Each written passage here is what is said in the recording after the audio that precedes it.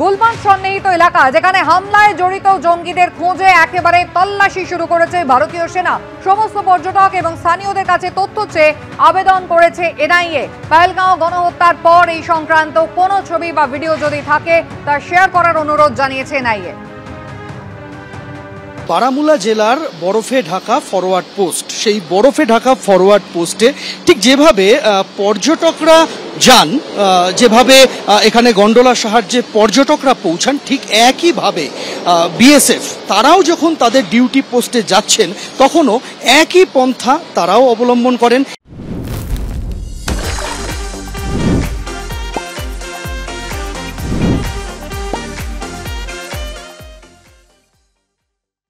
একইভাবে ফরওয়ার্ড পোস্টে যাওয়ার জন্য এইভাবেই কিন্তু বিএসএফ তাদের জওয়ানরা এইভাবেই গন্ডোলাতে উঠে তারা রওনা দেন তাদের গন্তব্যের উদ্দেশ্যে। যে পথে বারামুলার ফরওয়ার্ড পোস্টগুলিতে উঠতে হয় সেই পথে অসংখ্য ছোট ছোট এরকম ঘর দেখতে পাচ্ছেন। এই ঘরগুলো মূলত হচ্ছে গুর্জর সম্প্রদায়ের মানুষজন, যাদের জীবিকা পশুপালন, ছোটখাটো চাষবাস, এবং এখানেই তারা জীবিকা নির্বাহ করেন।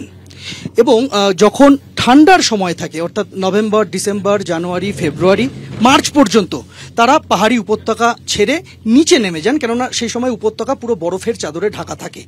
এরপরে তাদের ফিরে আসার কথা, অর্থাৎ এই সময়, যে সময় আমরা এখানে রয়েছি, যে সময় দুই দেশের মধ্যে, ভারত এবং পাকিস্তানের মধ্যে উত্তপ্ত পরিস্থিতি তৈরি হয়েছে, তখন তাদের ফিরে আসার কথা থাকলেও তাদেরকে এই মুহূর্তে ফিরতে নিষেধ করা হয়েছে, সেরকমটাই সূত্রের খবর। কেন নিষেধ করা হয়েছে? তার কারণ এই যে বিস্তীর্ণ পাহাড়ি উপত্যকা, তার মাঝে যে পাইনের জঙ্গল, তার মাঝে যে এই ঘরগুলো এই মুহূর্তে যারা বাহিনী রয়েছেন, বাহিনীর সদস্যরা এই ঘরগুলিকে আপাতত নিজেদের থাকার জন্য, নিজেদের মাথা গোজার জন্য, আপৎকালীন পরিস্থিতিতে সেখানে গা ঢাকা দেওয়ার জন্য ব্যবহার করছেন।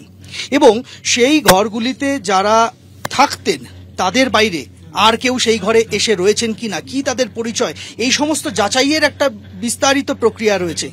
সেই বিষয়টাকে এড়ানোর জন্যই আপাতত যারা এই সমস্ত জঙ্গলের মধ্যে ঘরগুলিতে থাকেন তাদেরকে বলে দেওয়া হয়েছে যে আপাতত তারা যাতে নিজেদের বাড়িতে না ফেরেন, তারা যে উপত্যকার নিচের দিকের অংশে রয়েছেন সেখানেই থাকেন। সব ঘরেই দেখতে পাবেন যে এই মুহূর্তে বন্ধ রয়েছে। যারা পশুপালন করেন তাদের ঘোড়া এবং গাধা, এই সমস্ত কিছু এখানেই রাখা থাকে, কিন্তু এই মুহূর্তে কিছুই নেই, পুরো শূন্য, খাঁ খাঁ করছে। পাহাড়ি যে পার্বত্য জঙ্গল, তার মাঝখানেই এরকম ছোট ছোট ঘর আমরা দেখতে পাচ্ছি। এই প্রত্যেকটি ঘরই কিন্তু এই মুহূর্তে ফাঁকা রয়েছে। তার কারণ পুরোটাই এই মুহূর্তে বাহিনী, কোথাও বিএসএফ, কোথাও ভারতীয় সেনাবাহিনী, তারাই এই গোটা যে জঙ্গল তার দায়িত্ব, তার নিরাপত্তা, সার্চ, কম্বিং অপারেশন, স্যানিটাইজেশন, এই সমস্ত কিছুর দেখভাল করছে। প্রীতম চক্রবর্তীর সঙ্গে সন্দীপ সরকার, এবিপি আনন্দ, কাশ্মীর।